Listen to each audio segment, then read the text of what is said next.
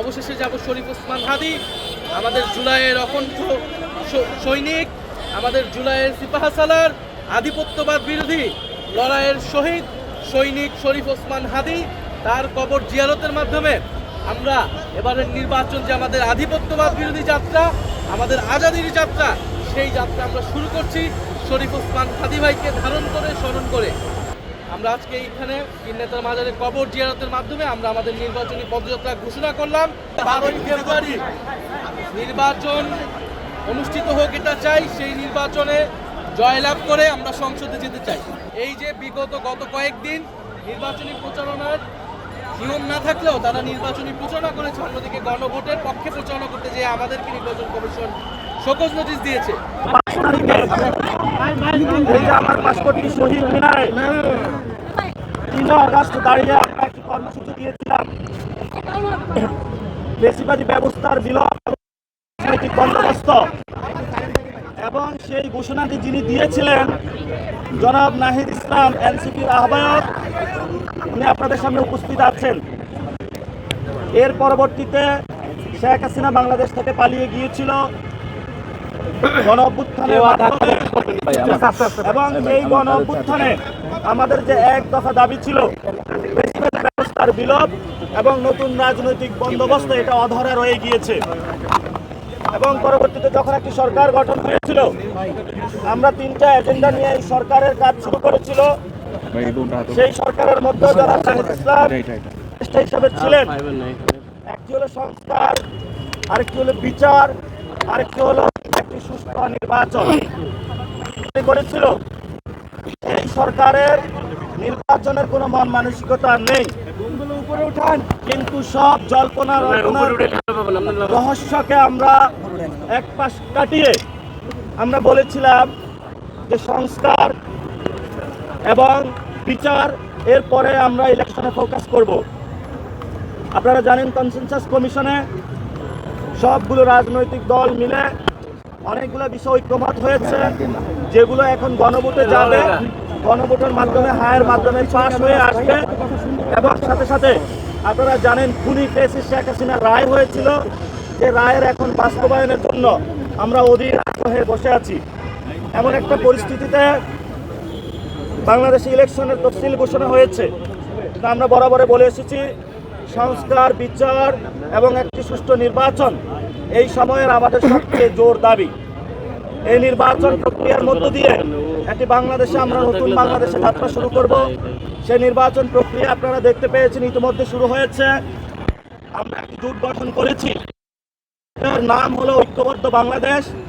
এই জোটের মধ্যে জামায়াত ইসলামী, এনসিপি, খেলাফত মজলিস থেকে আরো অন্যান্য দলগুলো রয়েছে, 10টি দল রয়েছে। আর অন্যদিকে আমরা আমাদের কর্মসূচির মধ্যে নিয়েছি আমরা গণভোটে হাকে জিতিয়ে নিয়ে আসব। তো আমাদের এই জোটেরই জাতীয় নাগরিক পার্টি আজকে তাদের নির্বাচনী যাত্রা শুরু করছে। এবং এই নির্বাচনী যাত্রা আপনারা জানেন যে এখানে শহীদ সোহরাওয়ার্দী, যিনি এখানে বঙ্গভূমির রাজনীতির দিকপাল হিসেবে ছিলেন, শেরে বাংলা যিনি কৃষক প্রজা পার্টির মাধ্যমে জমিদারি প্রথা উচ্ছেদ করেছিলেন, আমরা এই দুইজনের কবর জিয়ারত করে আমাদের নির্বাচনী যে যাত্রা জাতীয় নাগরিক পার্টির, এটা শুরু করতে যাচ্ছে ইনশাআল্লাহ। আমাদের ইতিমধ্যেই কবর জিয়ারত সম্পূর্ণ হয়েছে। আমরা এরপরে শহীদ ওসমান হাদির কবর জিয়ারত করব। কবর জিয়ারতের পরে ঢাকা 8 আসনের জন্য একটি জাস্টিস মার্চ ফর জাস্টিস রয়েছে, সেটার মাধ্যমে আমরা মতিঝিল পর্যন্ত যাব। কারণ আমাদের এখানে অন্যতম শহীদ ওসমান হাদির বিচার করা। গণ অভ্যুত্থানের অগ্নিপাত শুরু হয়েছিল এই ঢাকা বিশ্ববিদ্যালয় এলাকা থেকেই। 1952 সালের ভাষা আন্দোলন, 1971 সালের মহান মুক্তিযুদ্ধ এবং 1947 সালের পাকিস্তান আন্দোলন, এই সব কিছুর সাথেই এই বঙ্গ জনপদের বাংলার মানুষের যত লড়াই সংগ্রাম সব কিছুর সাথেই জড়িত রয়েছে এই ঢাকা বিশ্ববিদ্যালয় এলাকা। আমরা তাই এই ঢাকা 8 আসনকে নির্বাচন করেছি আমাদের আনুষ্ঠানিক কার্যক্রম প্রথম শুরু করার জন্য। আমরা আজকে এই 3 নেতার মাজারে এসেছি। আমাদের জাতীয় প্রধান 2 নেতা শেরেবাংলা ফজলুল হক এবং হোসেন শহীদ সোহরাওয়ার্দী তাদেরকে স্মরণের মাধ্যমে এবং আমাদের পূর্বসূরীদের স্মরণের মাধ্যমে আমাদের এই নির্বাচনী যাত্রা শুরু করতে।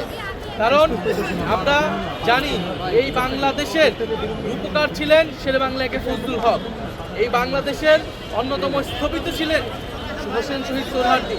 শেরেবাংলা ফজলুল হক জমিদারি ব্যবস্থার বিরুদ্ধে লড়াই সংগ্রাম করে এই বাংলাদেশকে এগিয়ে নিয়ে গিয়েছেন, বাংলাদেশের কৃষক শ্রমিক সাধারণ মানুষের অধিকারকে রক্ষা করেছেন। একইভাবে ফ্যাসিবাদী ব্যবস্থার বিরুদ্ধে লড়াই সংগ্রাম করে আমরা একটি নতুন বন্দোবস্তের দিকে এগাচ্ছি। অন্যদিকে হোসেন শহীদ সোহরাওয়ার্দী এই বাংলাদেশে গণতন্ত্রের ভিত্তি স্থাপন করেছেন।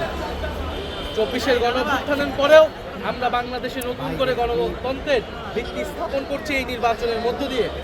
এবং আমরা অবশেষে যাব শরীফ ওসমান হাদী, আমাদের জুলাইয়ের অকণ্ঠ সৈনিক, আমাদের জুলাইয়ের সিপাহসালার, আধিপত্যবাদ বিরোধী লড়াইয়ের শহীদ সৈনিক শরীফ ওসমান হাদী, তার কবর জিয়ারতের মাধ্যমে আমরা এবারের নির্বাচন যে আমাদের আধিপত্যবাদ বিরোধী যাত্রা, আমাদের আজাদির যাত্রা, সেই যাত্রা আমরা শুরু করছি শরীফ ওসমান হাদী ভাইকে ধারণ করে, স্মরণ করে।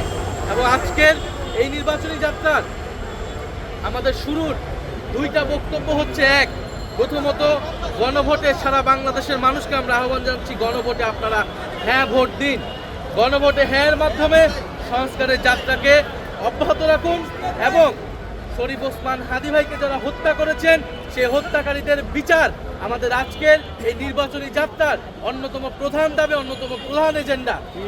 আমরা নির্বাচনের আগেই তার চার্জশিট থেকে শুরু করে সকল কার্যক্রম যাতে সম্পন্ন হয় এবং আমরা অবশ্যই এই হত্যাকাণ্ডের সুষ্ঠু বিচার আমরা এই বাংলার মাটিতে আদায় করে ছাড়বো ইনশাআল্লাহ। আমরা কাজী নজরুল ইসলাম, আমাদের জাতীয় কবি কাজী নজরুল ইসলামেরকেও স্মরণ করে আমাদের নির্বাচনী পদযাত্রা শুরু করব এই ঢাকা 8-এ। এবং আপনারা জানেন এই ঢাকা 8 এলাকায় জাতীয় নাগরিক পার্টি এনসিপি এবং 10 দলীয় ঐক্যজোটের পক্ষ থেকে আগামী নির্বাচনে সংসদ পদে প্রতিদ্বন্দ্বিতা করছেন জনাব নাসির উদ্দিন পাটোয়ারি। জনাব নাসির উদ্দিন পাটোয়ারি বাংলাদেশের মানুষের যেই মনের কথা, বাংলাদেশের মানুষের যেই স্বপ্নের কথা, ঢাকা 8বাসীর যেই কষ্ট দুঃখ দুর্দশার কথা তিনি তুলে ধরছেন। অত্র এলাকার দুর্নীতি, চাঁদাবাজ এবং সন্ত্রাস যাকে ভয় করে এই এলাকার মানুষ কোনো কথা বলতে পারে না এতদিন, নতুন মাফিয়া এসেছে এই ঢাকা এলাকায়, সেই নতুন মাফিয়াদের বিরুদ্ধে, নতুন জমিদারদের বিরুদ্ধে নাসির উদ্দিন পাটোয়ারি 10 দলীয় ঐক্যজোটের পক্ষ থেকে তার কথা বলে যাচ্ছেন, ভোট চেয়ে যাচ্ছেন। আমরা আজকে ঢাকা 8 এলাকায় প্রদক্ষিণ করব, যার মার্চ ফর জাস্টিস আমরা করব এবং আমরা আনুষ্ঠানিকভাবে জাতীয় নাগরিক পার্টি এনসিপি আমরা আজকে এইখানে তিন নেতার মাজারে কবর জিয়ারতের মাধ্যমে আমরা আমাদের নির্বাচনী পদযাত্রা ঘোষণা করলাম। সারা বাংলাদেশের মানুষের প্রতি আমরা আহ্বান জানাচ্ছি, আপনারা 10 দলীয় ঐক্যজোটকে বিজয়ী করুন, 10 দলীয় ঐক্যজোটের মার্কাকে বিজয়ী করুন এবং জাতীয় নাগরিক পার্টি এনসিপির সারা দেশে যেই 30 জন প্রার্থী রয়েছে সেই 30 জন প্রার্থীকে শাপলা কলি মার্কায় বিজয়ী করে সংসদে পাঠান। সংসদে জাতীয় নাগরিক পার্টি এবং এনসিপি এবং 10 দলীয় ঐক্যজোট আপনার সাধারণ মানুষের কথা বলবে, গণ অভ্যুত্থানের কথা বলে, সংস্কারের কথা বলবে, সার্বভৌমত্বের কথা বলবে। 12 ফেব্রুয়ারি নির্বাচন অনুষ্ঠিত হোক এটা চাই, সেই নির্বাচনে জয়লাভ করে আমরা সংসদে যেতে চাই। আমাদের সামনে এটাই এখন একমাত্র এজেন্ডা। সরকারের জায়গা থেকে নির্বাচন কমিশন নিরপেক্ষ আচরণ করছে না, এটা আমরা বিভিন্ন সময় বলে আসছি। তারা একটি বিশেষ দলকে বিশেষ ধরনের সুবিধা দিচ্ছে। এই যে গত কয়েকদিন নির্বাচনী প্রচারণার নিয়ম না থাকলেও তারা নির্বাচনী প্রচারণা করেছে, অন্যদিকে গণভোটের পক্ষে প্রচারণা করতে যেয়ে আমাদেরকে নির্বাচন কমিশন শোকজ নোটিশ দিয়েছে। বলে আমরা এটা বারবার বলেছি যে নিরপেক্ষতা থাকতে হলে নিরপেক্ষ আচরণ করতে হবে, কিন্তু আমরা চাই যে কোনো মূল্যে সামনের দিকে এগিয়ে যেতে।